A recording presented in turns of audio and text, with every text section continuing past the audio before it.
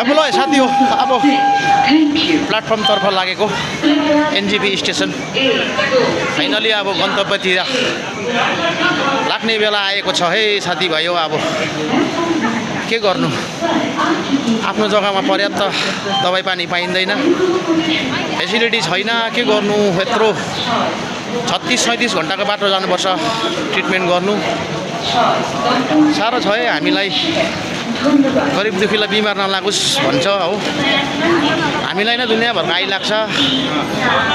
एक्लो मान्छे बालबच्चा छोडेर हिँड्नुपर्छ, आफ्नो जीवन साथी पनि छैन, के गर्नु। अब जानु त मन लाग्दैन, अब जिउनुपर्छ, के गर्नु, नानीको लागि नै जिउनुपर्छ। एक्लो भए त जाने पनि थिइनँ, मरे मरोस् भनेर बस्थेँ। अब बालबच्चाको लागि जिउनै पर्यो, संसारको लागि जिउनै पर्यो, इष्टमित्र आफ्नो शाखा सन्तानको लागि।